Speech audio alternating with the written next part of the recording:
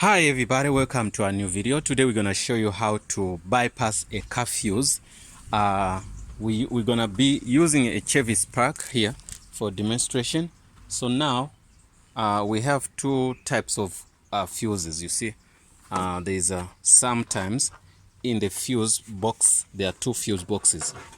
There's this one at the front, sometimes at the back. It depends on where and what you want to do. So now we have a fuse box which I opened already in the front of the car. Also there's that one inside the car next to your dashboard. You get me? So those are the two fuse boxes. But now with the fuse boxes, you got to get them. You open, you see this, I just took it out from here. You get me? Took it out from here. So you take it out. So all these fuses, they have what they are doing. So a fuse is just to help. It's like a circuit breaker in a car. So if you have your lights on and maybe the battery sends a lot of lights or a lot of power or something happens, so the fuse which is responsible for the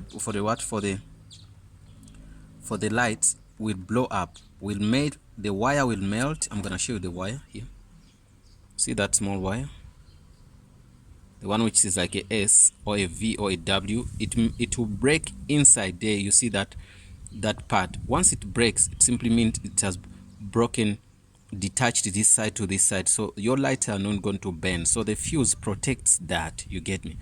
The lights, the dash cams, the wipers, the hooters, the fog lights, each and everything electrical. So the fuse help us to do that. So I've taken this back. So that's the reason why we have fuses. So you can have all these fuses, but you can see they have numbers: 30, 10, 20, 15, 10, 10, 10, 10. All of these are 10, 10, 15, 20. So all of those things can differ, and each fuse, it has somewhere to go to. This can be for your hooters. So once you take off this fuse, your hooter won't work. This could be for your lights. Once you take off this, the light's not going to work. Or if this fuse is broken, as I told you, it's messed up, so your lights are not going to work up until you put in the fuse back. So these fuses, you can see spaces. There are spaces where there's no fuses, no fuses, no fuses, no fuses, no fuses. So they know where these things are. So this one, maybe if there is no fuse, a fuse here simply means that position. Okay, let me say these fuses were for the this fuse was for the wipers. Then there is no fuse. So since there's no fuse, so your wipers are not going to work. So I'm going to show you how to bypass this when you have a broken fuse or a messed up fuse. So now, don't get surprised. Don't get surprised. So when I'm going to show you that. So on the fuse also, what you have to do, you have to get the fuse box. On the fuse box, you turn it up like this. So you look inside here. You read before, because you can burn your car. So it shows each and every fuse where it goes. You get me? So what is it for?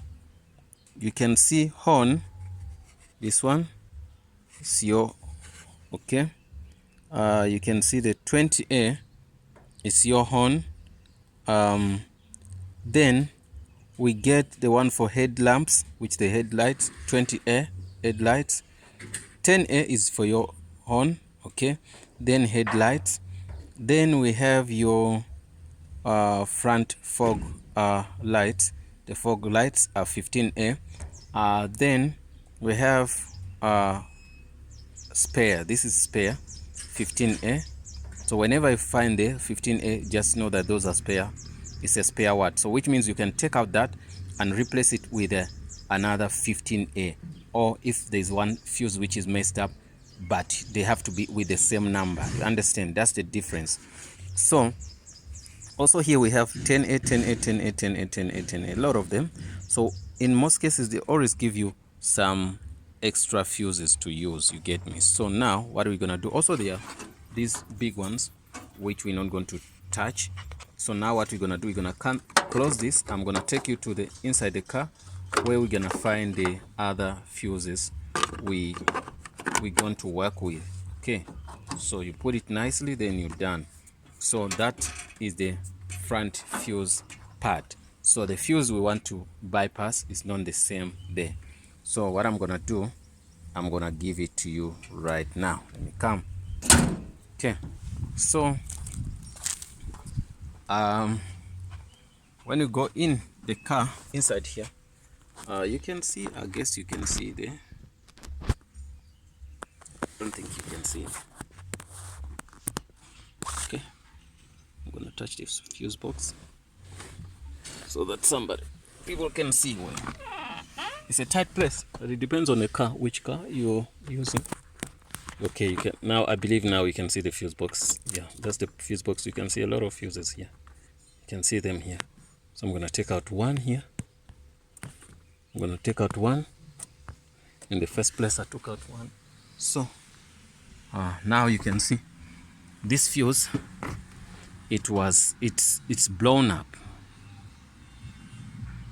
Let me show you. You see it's blown up. You can see that V shape is blown up. So what I did, I tied some wires here to bypass that up until I buy another fuse. That fuse I have to buy, it has to be a 20.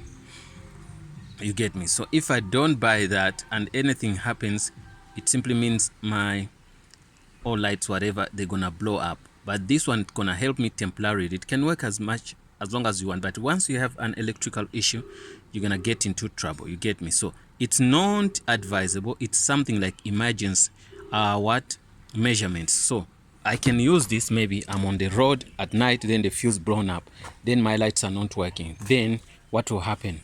What will happen is that I'm not going to be able to switch on the light because the fuse is messed up. So I can get a small wire like this, then I tie it on and I do those attachments. It simply means it's gonna work and it will work forever. But if I have any electrical problem, so whatever device which is connected to this fuse number is gonna be blown up. You understand? That's the thing I'm trying to tell you, that you don't have to do that. So once you bypass a fuse, it's gonna work for you, but then when you get into trouble, it means you're gonna blow up some expensive stuff, and the fuse is just $1. You get me? Even less than $1. So what I'm saying, don't do it, only if for emergency. And if after when you do it, just try to replace your fuse as quick as possible. So this is the way you bypass a fuse, guys. And also to see the fuse when it's messed up, you can see the fuse is broken. You can see inside there, you can see, okay, that fuse is broken. So that's the reason why I did bypass it. I bypassed a couple of them. So but once I get time and I get to the shops where they sell fuses, I'm going to buy one, then I replace it. Do not buy any fuse. You just know where you took out this fuse, go with a sample and tell them I need a 10A or a 20A or whatever fuse you need to get. So after that, then it's gonna work for you. Let's put in back the fuse, and then it's gonna work. Let me see. I don't know even this fuse what it's for, because that one is a little bit complicated. Let me see. Wanna see? Okay, I know something is going on. Let me see. I wanna switch on the lights. Please check for me. Okay, are the lights on? Yeah, okay, the lights are on. The fuse is not for the light. The hooter is fine. You get me? Indication are on. Yeah. Okay. Okay. Yeah. Okay. I was testing that, guys. So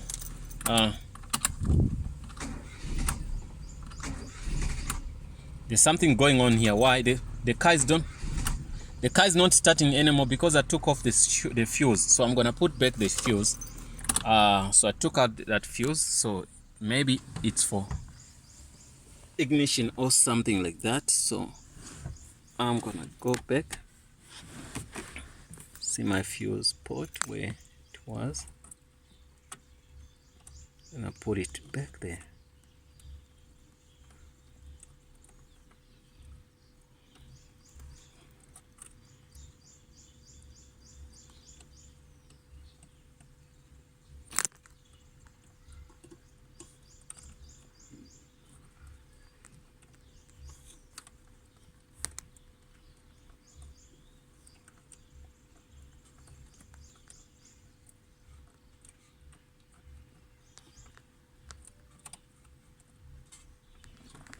It's a tight place.